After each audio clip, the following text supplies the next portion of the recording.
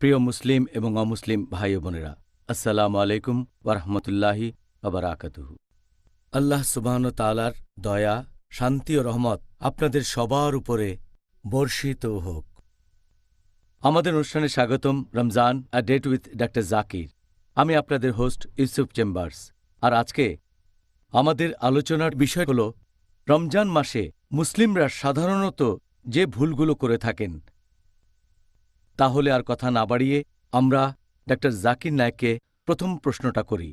Doctor Zakir, মুসলিমরা যে প্রত্যেক রমজান মাসে সেই আগের ভুলগুলোই বারবার করছে, এর পেছনে কারণটা আসলে কি? আলহামদুলিল্লাহ, ওয়াসসালাতু ওয়াসসালাম আলা রাসূলিল্লাহ ওয়া আলা আলিহি ওয়া সাহবিহি আজমাইন। মুসলিমরা যে কারণে প্রত্যেক রমজান মাসে বারবার একই ভুল করছে, রোজার নিয়মগুলো ঠিকভাবে পালন করছে না, সেটা দিন সম্পর্কে তাদের জ্ঞান কম। আল্লাহর এই দিন সম্পর্কে তারা খুব কম জানে। আর মানুষ যে কম জানে এর পেছনের কারণটা হচ্ছে বেশিরভাগ মুসলিম তারা পড়ে না নির্দেশগুলো আল্লাহ সুবহানাহু ওয়া তাআলার। তারা অর্থ বুঝে পবিত্র কোরআন পড়ে না। এছাড়া তারা আমাদের প্রিয় নবী মুহাম্মদ সাল্লাল্লাহু আলাইহি ওয়াসাল্লামের হাদিসগুলো পড়ে না। মুসলিমদের কি করা উচিত?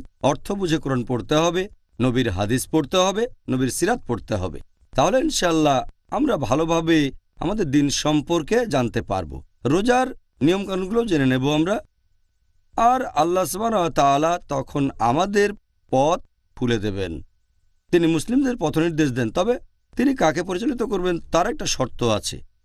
আল্লাহ পবিত্র কোরআনে বলেছেন, সূরা আনকাবুত অধ্যায় নম্বর ২৯ আয়াত ৬৯ বলা হয়েছে যে যারা সংগ্রাম করে আল্লাহ সুবহানাহু ওয়া তাআলার পথে, যারা করে জিহাদ ফি সাবিলিল্লাহ, আল্লাহ সুবহানাহু ওয়া তাআলা তাদের জন্য পথ খুলে দেন।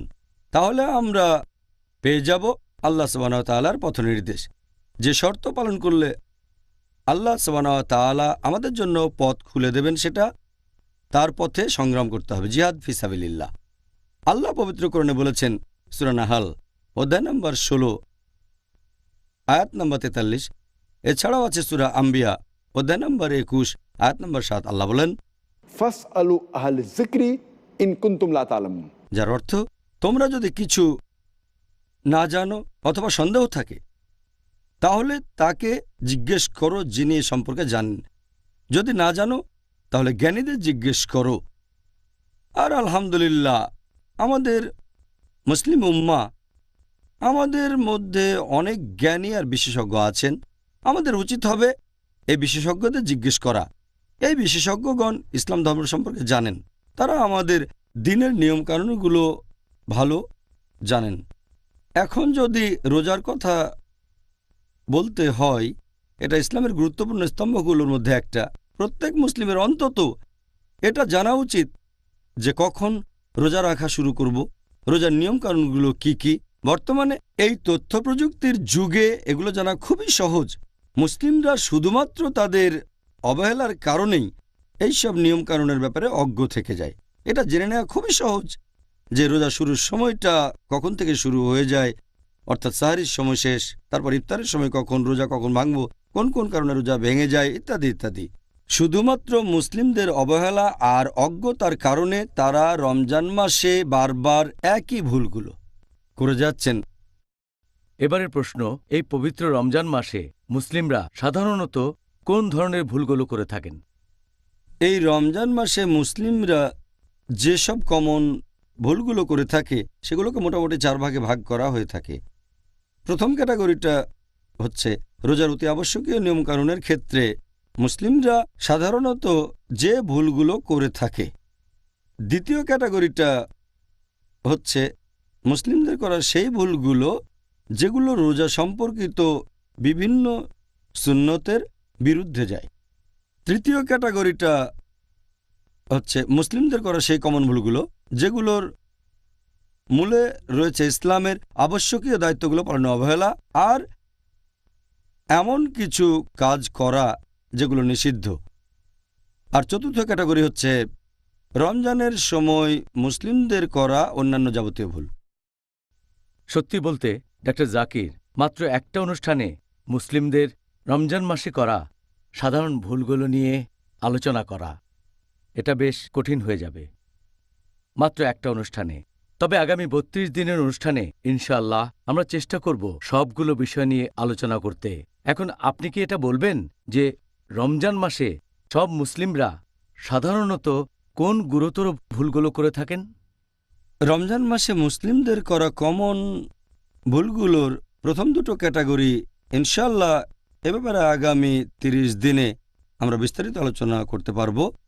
আমি ইনশাল্লাহ এখন মুসলিমদের ভুলগুলো তৃতীয় আর চতুর্থ ক্যাটাগরিটা নিয়ে বলতে পারি। ৩ আর ৪ নম্বর ক্যাটাগরি নিয়ে কথা বলার আগে আপনি কি ১ আর ২ নম্বর ক্যাটাগরির সাধারণ ভুলগুলো সম্পর্কে কিছু বলবেন? প্রথম ক্যাটাগরির ভুলগুলোর মধ্যে যেগুলো সবচেয়ে বড়, অর্থাৎ রোজার অতি আবশ্যকীয় নিয়মকানুনের ক্ষেত্রে মুসলিমরা সাধারণত যে ভুলগুলো করে থাকে, সবচেয়ে কমন হচ্ছে যে মুসলিমরা প্রায় দেখা যায় রোজার নিয়ত করে না। নিয়ত খুবই গুরুত্বপূর্ণ। নিয়ত না করলে রোজা কবুল হবে না। তাহলে নিয়ত করাটা খুবই গুরুত্বপূর্ণ। আর ইনশাল্লাহ এ ব্যাপারে আমরা আগামীকাল বিস্তারিত আলোচনা করব। দ্বিতীয় ভুলটা হচ্ছে প্রায় দেখা যায় মুসলিমরা এমনকি যখন ফজরের আজান শুরু হয়ে গেছে তখনও খেয়ে যাচ্ছেন। তারা মনে করেন যে সেহরির শেষ সময়টা হচ্ছে ফজরের আজান শেষ হওয়া পর্যন্ত। সত্যি বলতে যখনই ফজরের আজান শুরু হয়ে যায়, যখনই সুবহে সাদিক শুরু হয়ে যায়, সেহরির সময়টা শেষ। এই ভুলটার কারণেও অনেকের রোজা বাতিল হয়ে যায়। প্রথম ক্যাটাগরির ৩ নম্বর ভুলটা হচ্ছে যে অনেক লোকই জাকাতুল ফিতরা দিতে দেরি করে থাকে। আবার অনেকেই এই জাকাত দেয় ঈদুল ফিতরের নামাজের পরে। যদি ঈদুল ফিতরের নামাজের পরে জাকাতুল ফিতর দেন তাহলে সাধারণ দান হয়ে যাবে, এটা জাকাতুল ফিতরা বলে গণ্য করা হবে না। প্রথম ক্যাটাগরির মধ্যে এই ৩টা হলো সবচেয়ে বড়।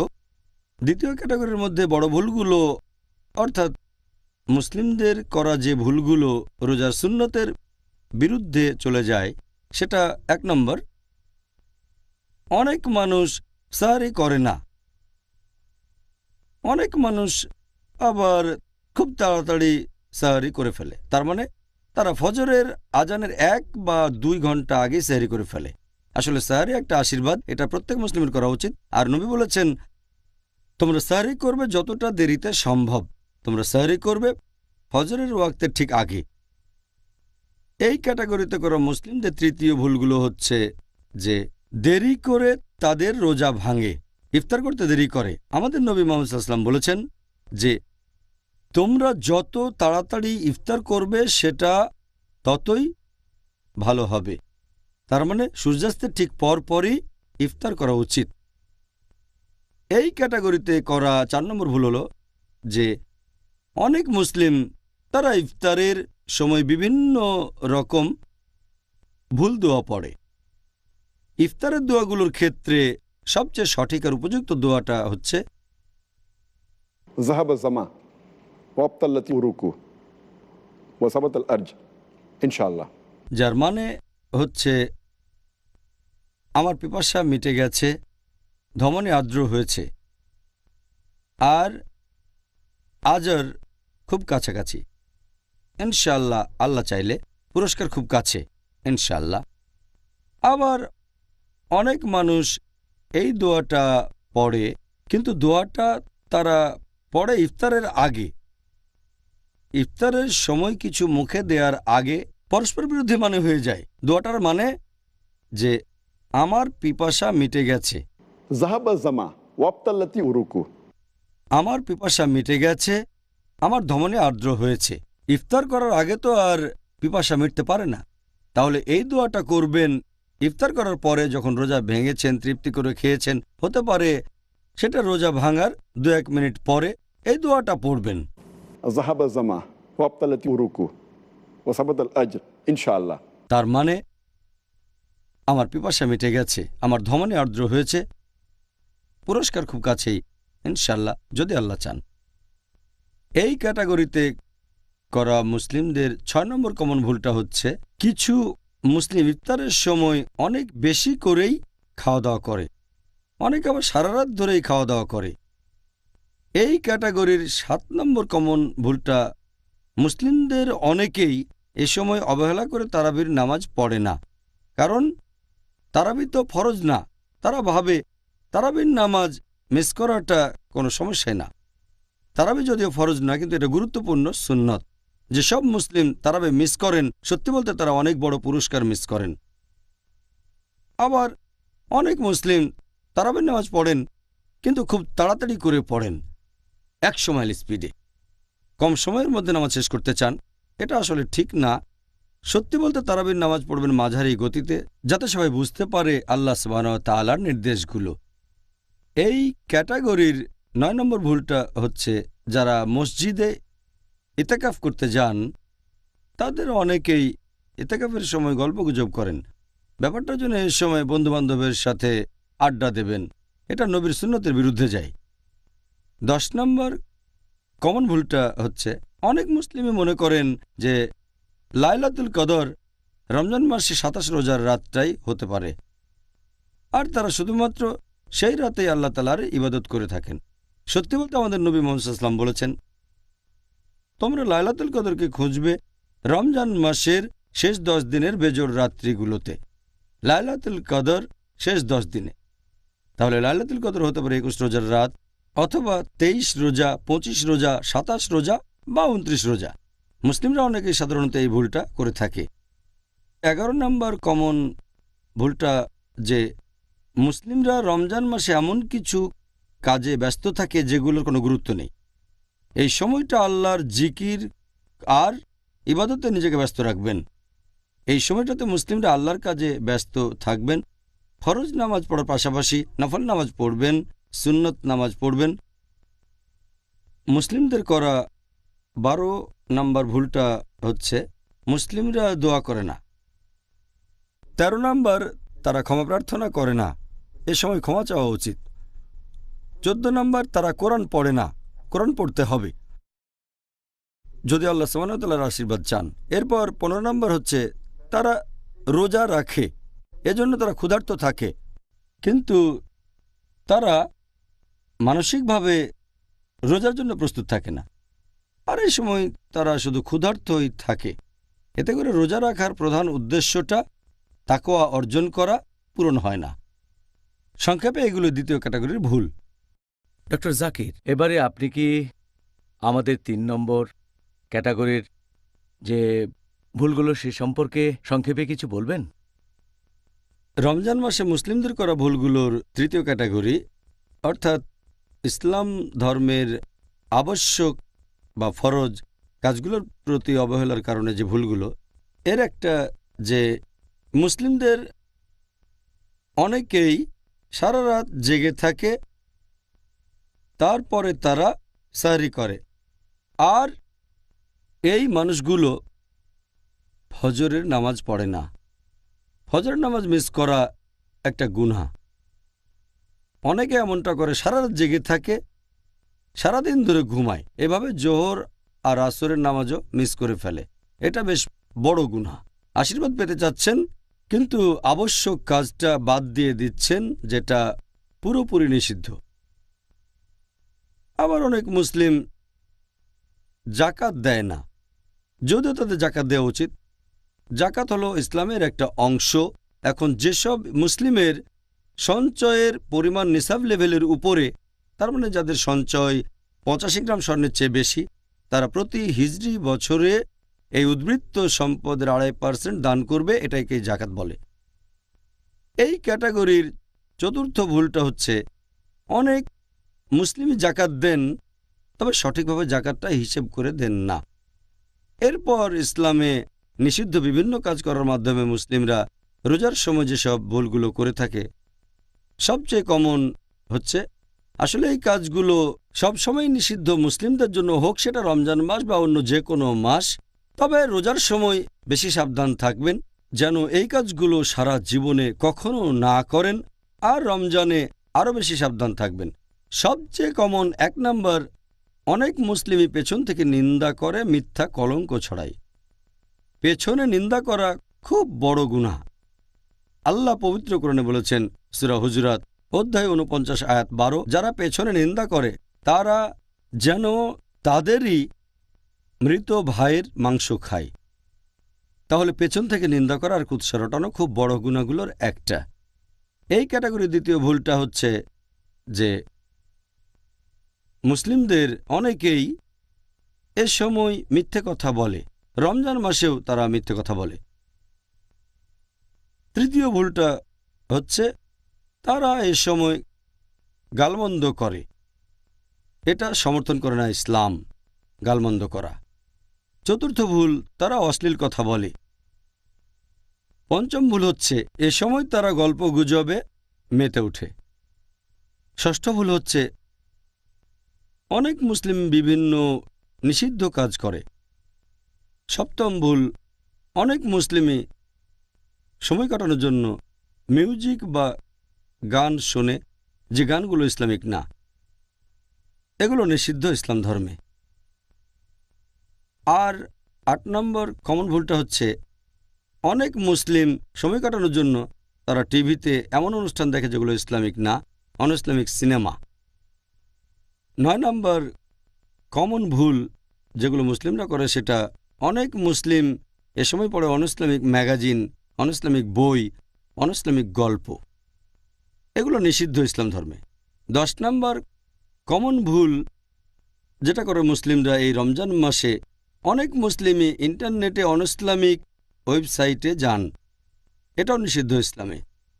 ১১ নম্বর কমন ভুলটা হচ্ছে যে তারা অনেক বেশি খরচ করে, তারা হিসেব ছাড়া খরচ করে। ১২ নম্বর ভুল, অনেক মুসলিম খাবার নষ্ট করে। এই হচ্ছে সংক্ষেপে রোজার সময় তৃতীয় ক্যাটাগরিতে পড়া মুসলিমদের বিভিন্ন ভুল, অর্থাৎ এমন কাজ করা যেগুলো ইসলামে নিষিদ্ধ, আর সেগুলোকে অবহেলা করা যেগুলো ফরজ ইসলামে। এখন ডাক্তার জাকির, মুসলিমরা সাধারণত রমজান মাসে আর কোন ভুলগুলো করে থাকেন? রমজানে মুসলিমরা অন্যান্য যেসব ভুলগুলো করে, মানে চতুর্থ ক্যাটাগরি, এখানে ১ নম্বর ভুলটা হচ্ছে যে মুসলিমদের অনেকেই সারা রাত ধরে জেগে থাকে আর সারাদিন তারা ঘুমায়। তারা রাতের বেলায় সব কাজ করে আর দিনে ঘুমায়। তারা বানিয়ে নিচ্ছে রাতকে দিন আর দিনকে রাত, এতে রোজার উদ্দেশ্যটাই পূরণ হচ্ছে না। এই ক্যাটাগরির দ্বিতীয় ভুলটা হচ্ছে যে মুসলিমদের অনেকেই তারা অলস বসে থাকে, দিনের বেলায় কোনো কাজই করে না। এটা সম্পূর্ণভাবে রোজার আসল উদ্দেশ্যের বিরুদ্ধে। ৩ নম্বর কমন ভুলটা হচ্ছে যে মুসলিমদের অনেকেই দিনের বেলায় সময় কাটান বিভিন্ন রকম খেলাধুলা করে, দেখে, আনন্দ বিনোদনে, এতে উদ্দেশ্যটা পূরণ হচ্ছে না। ৪ নম্বর কমন ভুল, মুসলিমরা অনেকেই জাঁকজমকপূর্ণ ইফতার পার্টি করেন, এভাবে অনেক টাকা খরচ করেন, সেটা লোক দেখানোর জন্য। ৫ নম্বর কমন ভুল যে মুসলিমদের অনেকেই তারা তাদের পরিবারের মহিলাদেরকে ইফতার আর সাহরির জন্য অনেক পদের রান্না করতে বলে থাকে সবসময়। এতে করে পরিবারের মহিলারা তাদের বেশিরভাগ সময়টা কাটায় রান্নাঘরে। সত্যি বলতে এ সময় পরিবারের সবাই বেশিরভাগ সময় কাটাবে আল্লাহকে স্মরণ করে, আর পরিবারের মহিলারা যদি বেশি করে দোয়া করে, ইনশাল্লাহ এতে পুরুষরাও উপকৃত হবে। মহিলারা তাদের জন্য দোয়া করবে ইনশাল্লাহ। ৬ নম্বর কমন ভুল হচ্ছে যে মুসলিমদের অনেকেই এই রমজান মাসে বাড়ি মেরামত আর কেনাকাটায় ব্যস্ত থাকে, বিভিন্ন কাজে সময় ব্যয় করে, আল্লাহকে স্মরণ করে না। ৭ নম্বর কমন ভুল হচ্ছে যে মুসলিমদের অনেকেই তারা কি করে, রাতের বেলায় আল্লাহ তাআলাকে স্মরণ করে না, এমন কাজে ব্যস্ত থাকে যেগুলো আনপ্রোডাক্টিভ। যেমন ধরেন তারাবির পরে তারা বিভিন্ন আলাপ আলোচনা করে সময় নষ্ট করে, এটা ৮ নম্বর। ৯ নম্বর হচ্ছে মুসলিমদের অনেকেই তারা অনেক রাত আর রাতের বেশিরভাগ সময়টা কেনাকাটা করে। 10 নম্বর কমন ভুল হচ্ছে মুসলিমদের অনেকেই রাতের বেশিরভাগ সময় খাওয়া দাওয়া করে থাকে। 11 নম্বর, আমাদের মুসলিমদের অনেকেই রাতের বেলায় বাইরে গিয়ে ঘোরাঘুরি করে বেড়ায়। 12 নম্বর কমন ভুলটা হচ্ছে পবিত্র রমজান মাসের শেষ 10টা দিন, এই দিনগুলোতে মুসলিমদের আরও বেশি করে ইবাদত করা উচিত, কিন্তু বেশিরভাগ মুসলিমই এ সময় ব্যস্ত থাকে কেনাকাটায়, আনন্দ করায়, ঈদের জন্য তারা প্রস্তুত হতে থাকে। এ সময় তারা এমন কাজের সাথে জড়িত থাকে যেগুলো আনপ্রোডাক্টিভ, যে সময় তাদের উচিত ছিল ইবাদত করা। এই হলো রোজার সময় করা অন্যান্য ভুলগুলোর কয়েকটা, আর আমি আশা করব ইনশাআল্লাহ মুসলিমরা ভবিষ্যতে এই ভুলগুলো থেকে বিরত থাকবেন ইনশাআল্লাহ আজমাইন। এবারে পরের প্রশ্নটা হচ্ছে, আপনি এরকম কোনো ভুলের কথা কি বলতে পারেন যেগুলো হয় দেশ অথবা কালচারের প্রভাবে? এতক্ষণ যে ভুলগুলোর কথা বলেছি এগুলো পৃথিবীর প্রায় মুসলিমরা করে থাকেন। কিছু ভুল আছে যেগুলো হয়তো বিশেষ কোনো দেশের মুসলিমরা করেন বা বিশেষ কোনো কালচারের, যেমন ধরেন ভারতীয় উপমহাদেশে, তার মানে ভারত, পাকিস্তান, বাংলাদেশে রমজান মাসে মুসলিমদের অনেকেই রাতের বেলায় নাইট ক্রিকেট খেলে। তারা রাতের বেলায় ক্রিকেট খেলাতে ব্যস্ত থাকে, ইবাদতে ব্যস্ত থাকে না, আল্লাহর ইবাদত করে না। এই রাতের বেলায় ক্রিকেট, এটা ভারতীয় উপমহাদেশে বেশ কমন ব্যাপার। আপনারা যদি আরব দেশগুলোতে যান, বিশেষ করে মধ্যপ্রাচ্যে, সেখানে অনেক অফিসেই, অনেক কর্মক্ষেত্রেই, যেমন দোকান, মার্কেট, তার টাইমিংটা বদলে ফেলে। দিনের বেলায় মাত্র কয়েক ঘন্টা কাজ করে আর রাতে বেশিরভাগ সময়টা দোকান খোলা রাখে। তাতে কি হয়, লোকজনও রাতের বেলায় বেশি করে কেনাকাটা করে, দিনের বেলায় করে না। এভাবে ব্যবসা বেশি হয়। এতে করে কি হচ্ছে, এ সময় মানুষ কেনাকাটা নিয়েই ব্যস্ত থাকছে, আল্লাহ তাআলাকে স্মরণ করছে না। বিভিন্ন দোকানে কেনাকাটা আর খাওয়া দাওয়ায় ব্যস্ত থাকছে তারা। আর এছাড়াও যেসব লোকজন এইসব দোকানে চাকরি করে তারাও রাতে কাজ করতে বাধ্য হচ্ছে, কারণ তাদের ডিউটি। তাহলে এই লোকগুলো তাদের কর্মচারীদেরও বাধা দিচ্ছে, আল্লাহ তাআলার ইবাদত করতে দিচ্ছে না। কর্মচারীরা বাধ্য হচ্ছে কাজ করতে, তারা বাধ্য হচ্ছে এমন কিছু কাজ করতে যেগুলো সুন্নত অনুযায়ী নয়। ডক্টর জাকির, আপনি কি নবী মোহাম্মদ সাল্লাল্লাহু আলাইহি সাল্লামের এমন কোনো গুরুত্বপূর্ণ সুন্নাহর কথা বলতে পারবেন যেগুলো মানুষ রোজা ভেঙে যাওয়ার আশঙ্কায় পালন করে না? হ্যাঁ, এরকম কিছু সুন্নত আছে আমাদের নবীর, যেগুলো মুসলিমরা বাদ দেয়। এটা মনে করে যে রোজা ভেঙে যাবে বা মাকরু। আর রোজার সময় আমরা আমাদের নবীর সবচেয়ে গুরুত্বপূর্ণ যে সুন্নতটা বাদ দেই, সেটা মেসওয়াক ব্যবহার করা, দাঁত পরিষ্কার করার জন্য। অনেক মুসলিম মনে করে যে এটা ব্যবহার করাটা হলো মাকরু। এর কারণটা হচ্ছে নবী মুহাম্মদ সাল্লাল্লাহু আলাইহি সাল্লামের একটা হাদিস, এই হাদিসটার উল্লেখ আছে সহিহ বুখারীতে, খণ্ড নম্বর 3, বুক অব ফাস্টিং, 1904 নম্বর হাদিসে আছে। আমাদের নবী মুহাম্মদ সাল্লাল্লাহু আলাইহি সাল্লাম বলেছেন, আল্লাহর নামে শপথ করে আমি বলছি, তার হাতে রয়েছে মুহাম্মদ সাল্লাল্লাহু আলাইহি সাল্লামের রূহ, যে রোজদার মানুষের মুখের গন্ধ আল্লাহ তাআলার কাছে কস্তুরীর গন্ধের চেয়েও বেশি মিষ্টি। এই হাদিসের উপর ভিত্তি করে অনেক মুসলিম ভাবেন যদি মেসওয়াক করেন তাহলে রোজদারের মুখের গন্ধটা, বাজে গন্ধটা আর থাকবে না, তখন এতে আল্লাহ সন্তুষ্ট হবেন না। এটা মনে করে মেসওয়াক করেন না। এই মুসলিমরা এটা বুঝতে পারে না যে আমরা যখন মেসওয়াকটা ব্যবহার করি এতে মুখের সেই গন্ধটা, দুর্গন্ধটা দূর হয় না, যেটা মানুষ সাধারণত পছন্দ করে না, রোজদারের মুখের গন্ধটা। মেসওয়াক মূলত গাম পরিষ্কার করে, দাঁত পরিষ্কার রাখে, এতে করে দাঁত সুস্থ সবল থাকে, কিন্তু এতে দুর্গন্ধটা দূর হয় না, বিশেষ করে যদি সেই লোক রোজা রেখে থাকে। এছাড়াও এটা নবীর একটা সুন্নত। নবী মুহাম্মদ সাল্লাল্লাহু আলাইহি সাল্লাম তিনি বলেছেন, এটা আছে সহিহ বুখারীতে, খণ্ড নম্বর 2, হাদিস নাম্বার 887।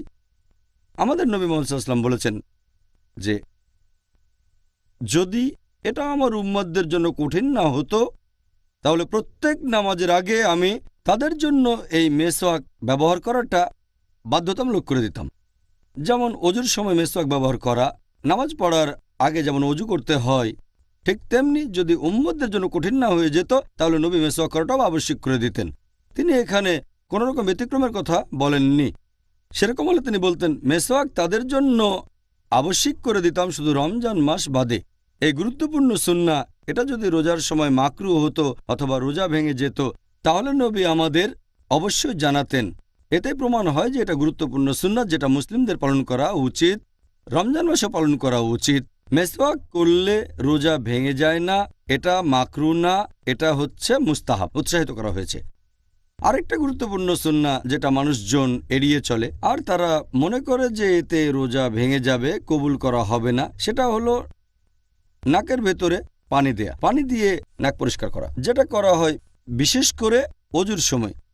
তাই অনেক মুসলিম যখন অজু করে তখন নাকের কাছে পানিটা আনে, তারপর নাকের ডগায় একটু ছুঁয়ে দেয়, ব্যাস। ভেতরে পানি ঢুকিয়ে নাক পরিষ্কার করে না, ভেতরে তারা পানি নেয় না, যেটা অজুর সময় করা আবশ্যক। তারা ভাবে নাকে পানি ঢোকালে রোজা ভেঙে যায়। নাক থেকে পানি যদি কণ্ঠনালীতে চলে যায় তাহলে রোজা ভেঙে যাবে, কিন্তু এই সম্ভাবনাটা আসলে খুবই কম। আমাদের নবী মুহাম্মদ সাল্লাল্লাহু আলাইহি ওয়াসাল্লাম বলেছেন, এটা একটা সহিহ হাদিস, সুনান আবু দাউদ খণ্ড নম্বর 2 হাদিস নাম্বার 2360। আমাদের নবী বলেছেন, যখন তোমরা অজু করবে নাক দিয়ে বেশি করে পানি নাও, শুধু রোজার সময় বাদ।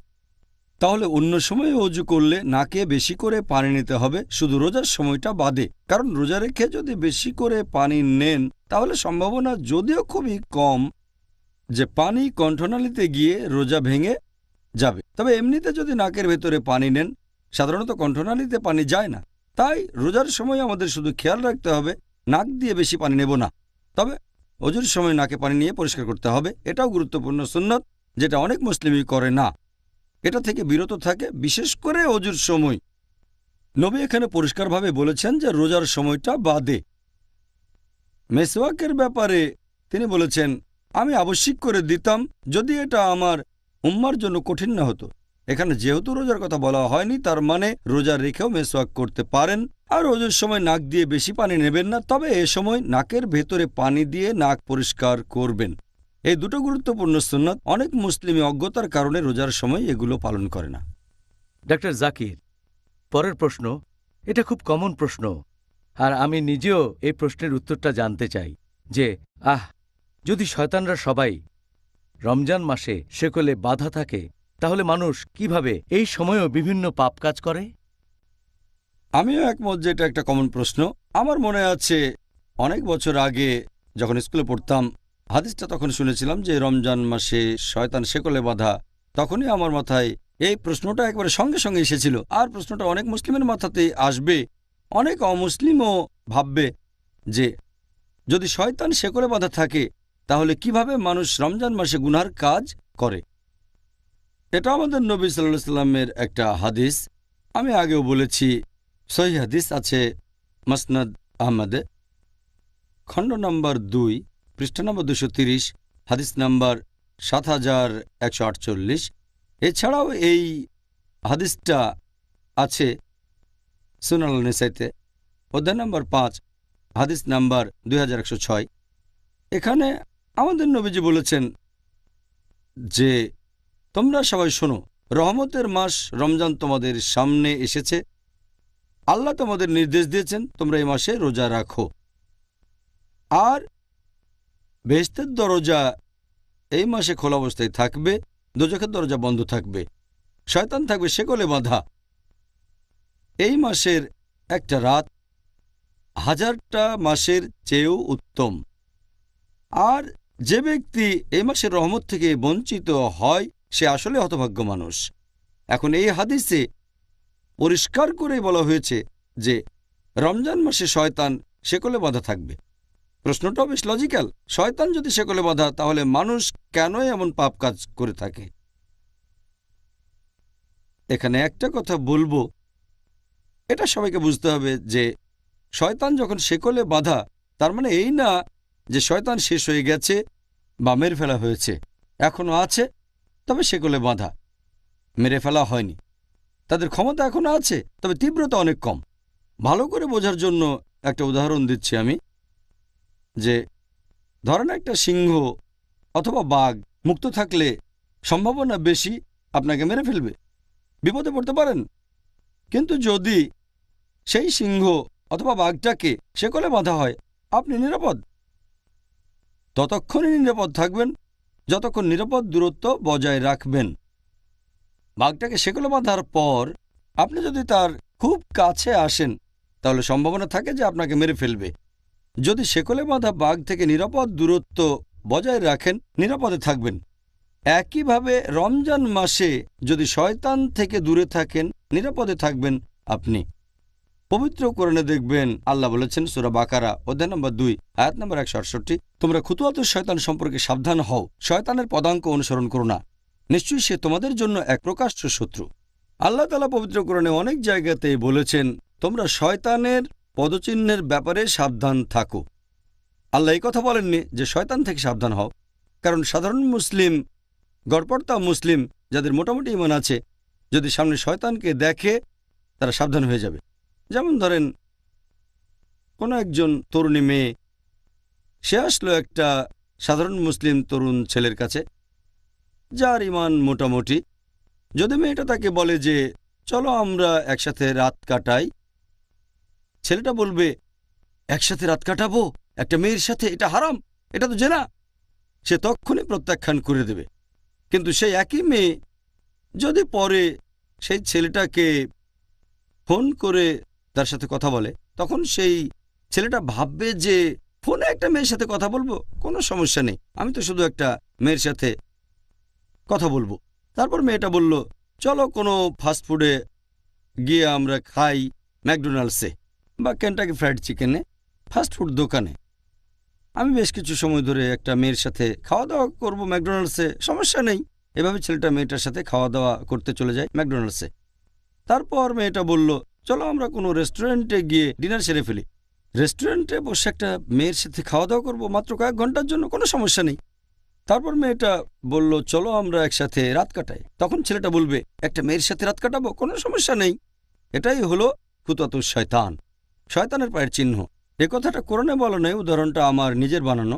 তাহলে আল্লাহ তাআলা আমাদের নির্দেশ দিয়েছেন খুতুওয়াতুশ শয়তানের ব্যাপারে সাবধান থাকো। শয়তানের পায়ের চিহ্ন, যদি শয়তান সরাসরি সামনে আসে কোনো সাধারণ মুসলিমের সামনে যার ঈমান আছে, সে সাবধান হয়ে যাবে, সেখান থেকে পালিয়ে যাবে। কিন্তু খুতুওয়াতুশ শয়তান এটা হচ্ছে খুবই বিপজ্জনক।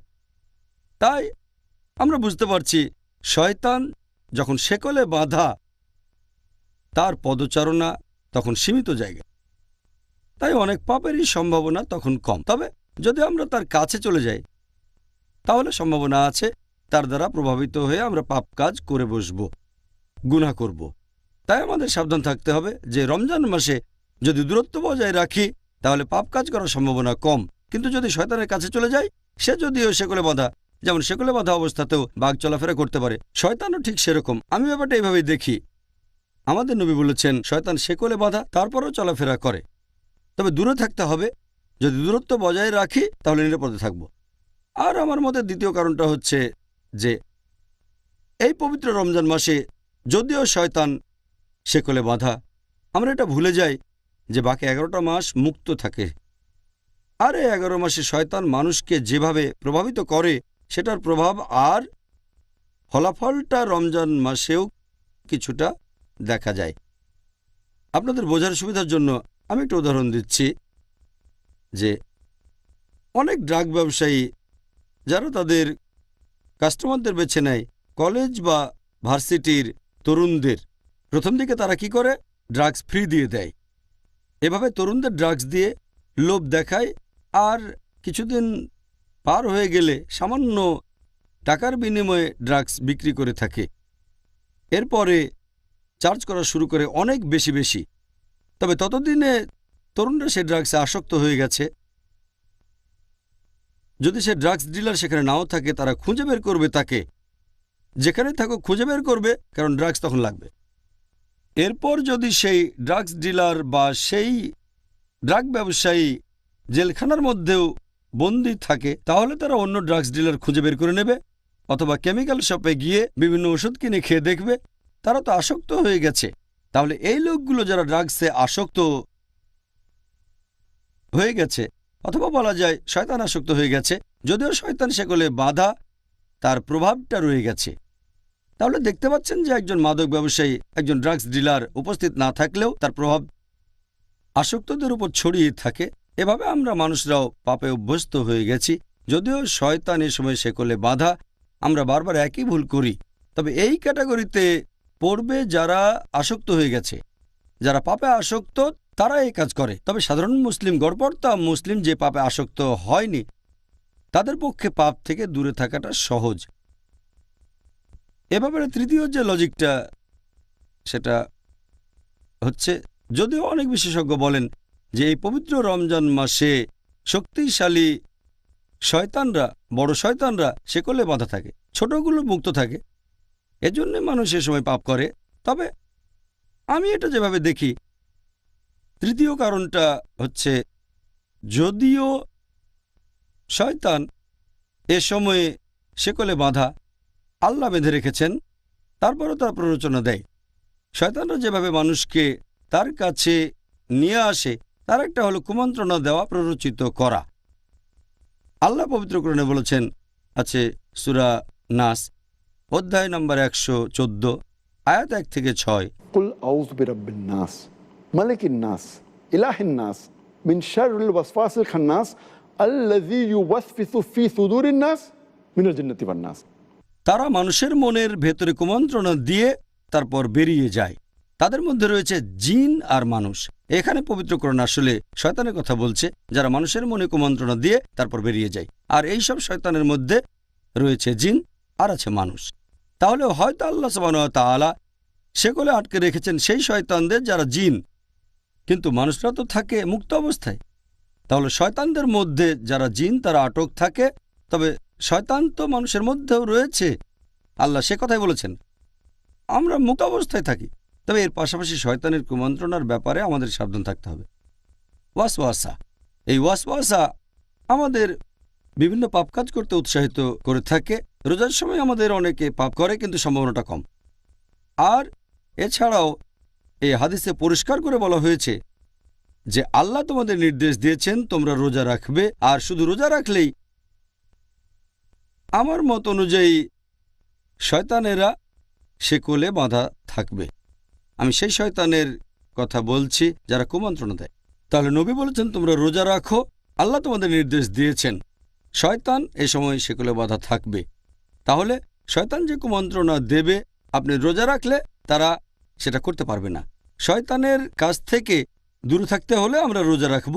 যদি নিয়ত করে রোজা রাখেন আল্লাহর কাছ থেকে পুরস্কারের আশায়, তাহলে এই শয়তান প্ররোচিত করতে পারবে না। আর এটা লজিক দিয়েও প্রমাণ করা যায়। যদি চেক করে দেখেন যে এই সময়ে মুসলিম দেশগুলোতে অপরাধের হার কেমন, দেখবেন রমজানে কম। তবে অমুসলিম দেশগুলোতে অপরাধের হারটা একই রকম থাকে। এর কারণ হলো, যেহেতু তারা রোজা রাখে না অমুসলিমরা, তাই শয়তান তাদের প্রভাবিত করতে পারে। যেহেতু মুসলিমরা রোজা রাখে, অবশ্য সবাই না, তবে বেশিরভাগই রোজা রাখে, অথবা বলা যায় অনেকেই রাখে। আর এই কারণেই রমজান মাসে মুসলিম দেশগুলোতে অপরাধের হার কম থাকে অন্যান্য অমুসলিম দেশগুলোর তুলনায়। আর অমুসলিম দেশগুলোতে অপরাধের হার আগের মতোই থাকে। এতেই প্রমাণ হয় যে এমন না হলে অমুসলিমরা অনেক কম পাপ করত। তাহলে শর্তটা হচ্ছে আমরা সবাই রোজা রাখব সঠিকভাবে আল্লাহ সুবহানাহু ওয়া তাআলার খাতিরে। এবারে শেষ প্রশ্ন। আপনি নবী মুহাম্মদ সাল্লাল্লাহু আলাইহি সাল্লামের হাদিস সম্পর্কে যে কথা বললেন, এটা সেই প্রসঙ্গে যে রমজান মাসে বেহেশতের দরজা খোলা থাকে আর দোজখের দরজা বন্ধ থাকে। তার মানে কি এই যে আমরা এই পবিত্র মাসে মারা গেলে বেহেশতে যেতে পারব? এই প্রশ্নটাও একই হাদিসের ব্যাপারে, একই হাদিস যেটার উল্লেখ করা হয়েছে মুসনাদ আহমদে, খণ্ড নম্বর 2, পৃষ্ঠা নম্বর 230, হাদিস নাম্বার 7148। এছাড়াও এটার উল্লেখ আছে সুন্নান আল-নিসাইতে অধ্যায় নম্বর 5, হাদিস নাম্বার 2106। একই হাদিস নবী বলেছেন, লোকজনের উদ্দেশ্যে বলেছেন যে রহমতের মাস তোমাদের সামনে, আল্লাহ তোমাদের নির্দেশ দিয়েছেন তোমরা এই মাসে রোজা রাখবে। এই পবিত্র মাসে বেহেশতের দরজা খোলা থাকবে আর দোজখের দরজা বন্ধ থাকবে। শয়তান থাকবে শেকলে বাঁধা। এই মাসের একটা রাত আসবে, সেটা 1000 মাসের চেয়েও অধিক উত্তম। আর যে লোক এই মাসের আশীর্বাদ থেকে বঞ্চিত হবে সে আসলে একজন হতভাগ্য মানুষ। এখান থেকেই প্রশ্নটা এসেছে, যেহেতু বেহেশতের দরজা এই সময় খোলা থাকে আর দোজখের দরজা বন্ধ থাকে, তাহলে এ মাসে কেউ মারা গেলে তো বেহেশতেই চলে যাবে, কারণ দোজখের দরজা তখন বন্ধ থাকে, বেহেশতের দরজা খোলা। তার মানে কি এই যে এই মাসে কোনো অমুসলিম মারা গেলে সেও বেহেশতে চলে যাবে? এই প্রশ্নটার উত্তর হচ্ছে, নবী যখন বলেছেন যে বেহেশতের দরজা এই মাসে খোলা থাকে, তার মানে বেহেশত আমাদের আমন্ত্রণ জানাচ্ছে ভেতরে প্রবেশ করার জন্য। তার মানে হচ্ছে যদি কোনো ছোট কাজ করেন আল্লাহ আপনার পুরস্কারটা বহুগুণ বাড়িয়ে দেবেন, আর নবী বলেছেন সবাই পুরস্কার পাবে 10 গুণ বেশি। আর এই রমজান মাসে বেহেশতে প্রবেশ করা খুবই সোজা। নবী যখন বলেছেন যে দোজখের দরজা বন্ধ থাকবে, তার মানে এই মাসে দোজখে প্রবেশ করাটা কঠিন। কেন? কারণ মানুষের তাকওয়া বৃদ্ধি পায়, তাই মানুষের পাপ করার সম্ভাবনাটাও কমে যায়। আর এছাড়াও যদি রমজান মাসে আপনারা সব দিনগুলোতেই রোজা রাখেন, আল্লাহর পুরস্কারের আশা করেন, তাহলে অতীতের সব গুনাহ ক্ষমা করা হবে। তাই রোজার মাসে যদি পুরো মাস রোজা রাখেন কেউ, আল্লাহর পুরস্কারের আশায় তার অতীতের সব গুনাহ ক্ষমা করে দেওয়া হবে। এখন অতীতের পাপ ক্ষমা করা হলে দোজখে যাওয়ার সম্ভাবনাটা তো শূন্য হয়ে যায়। তবে আমাদের বুঝতে হবে যে কাজ করলে বেহেশতের দরজা খোলা থাকবে আর দোজখের দরজা বন্ধ থাকবে সেটা আপনাকে রোজা রাখতে হবে। আর এছাড়াও বেহেশতে যেতে গেলে আপনার টিকিট লাগবে। বেহেশতের টিকিটের কথা কোরআনে সূরা আসরে বলা হয়েছে, অধ্যায় নম্বর 103 আয়াত 1 থেকে 3। আল্লাহ বলেছেন, ওয়াল আসর ইন্নাল ইনসানা লাফি খুসর ইল্লাল্লাযিনা আমানু ওয়া আমিলুস সলিহাতি ওয়া তাওয়াসাউ বিল হাক্কি ওয়া তাওয়াসাউ বিস সাবর। মহাকালের শপথ, মানুষ সবসময় ক্ষতিগ্রস্ত হয় তারা বাদে যাদের ঈমান আছে, যারা সৎ কাজ করে, মানুষকে সত্যের উপদেশ দেয় এবং যারা মানুষকে ধৈর্য আর অধ্যবসায়ের উপদেশ দেয়। এই সূরাটা ইমাম শাফির কথা অনুযায়ী তিনি বলেছেন যে শুধুমাত্র এই একটা সূরা নাজিল হলেও সেটা মানুষজাতির পরিত্রাণের জন্য যথেষ্ট ছিল, এতটা গুরুত্বপূর্ণ। এটাকে বলা হয় রাহে নাজাত, পরিত্রাণ পাওয়ার পথ। কোনো মানুষ জান্নাতে প্রবেশ করতে চাইলে 4টা শর্ত আছে। 1 নম্বর ঈমান, 2 নম্বর হচ্ছে সৎ কাজ করা, তৃতীয় হলো মানুষকে সত্যের উপদেশ দেয়া, আর চতুর্থ মানুষকে ধৈর্য আর অধ্যবসায়ের উপদেশ দেয়া। তাহলে আমরা বুঝতে পারছি যে বেহেশতের দরজা খোলা, কিন্তু দরজা খোলা থাকলেই বেহেশতে যেতে পারবেন না, টিকিট লাগবে। আর টিকিটটা হচ্ছে ঈমান, টিকিট হচ্ছে সৎ কাজ করা, মানুষকে সত্যের উপদেশ দেয়া, ধৈর্য আর অধ্যবসায়ের উপদেশ দেয়া। রোজার মাসে এই টিকিটটা পাওয়া খুবই সোজা, কারণ রমজান মাসে আমাদের ঈমান বেড়ে যায়। এছাড়াও ভালো কাজ করলে পুরস্কার কয়েক গুণ বেড়ে যাচ্ছে। কাজটা সহজ। মানুষকে সত্যের উপদেশ দেবেন, আপনার ধৈর্যের সীমা বাড়বে। তাহলে হাদিসটা বলছে যে রোজার মাসে এটা সহজ, যে ইনশাল্লাহ আপনি বেহেশতে যাবেন, দোজখে যাবেন না। তার মানে এই না যে এই মাসে মারা গেলে প্রত্যেকে বেহেশতে যাবে। এখন যারা অবিশ্বাসী, তাদের তো ঈমান নেই, তারা বেহেশতে যাবে এমন প্রশ্নই আসে না। যদি কেউ বেহেশতে যেতে চায় তার টিকিট লাগবে, আর এই টিকিটের কথা আছে সূরা আসর। এছাড়াও আপনারা যদি হাদিস পড়েন তাহলে দেখবেন যে যদি তোমরা এই মাসে রোজা রাখো, তার মানে নিয়মকানুন মেনে চলতে হবে আর নিষিদ্ধ কাজগুলো থেকে বিরত থাকতে হবে শুধুমাত্র, তাহলে বেহেশতের দরজা খোলা থাকবে আর দোজখের দরজা বন্ধ থাকবে।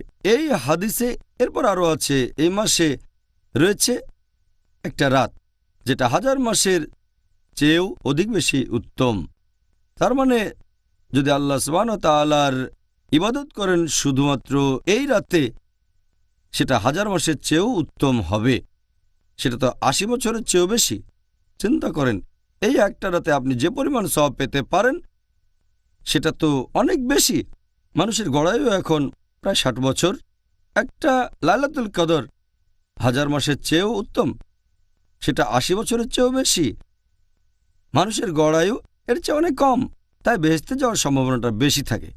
এই হাদিসে আরও আছে, যে ব্যক্তি এই মাসের রহমত থেকে বঞ্চিত হবে সে আসলে একজন হতভাগ্য ব্যক্তি। তার মানে প্রত্যেক মানুষই বেহেশতে যাবে না, সব মানুষের জন্য বেহেশতের দরজা খোলা থাকবে না। এটা হচ্ছে শেষ অংশ, খুবই গুরুত্বপূর্ণ। অর্থাৎ যে ব্যক্তি এই পবিত্র মাসের আশীর্বাদ থেকে বঞ্চিত হবে সে আসলে একজন হতভাগ্য মানুষ।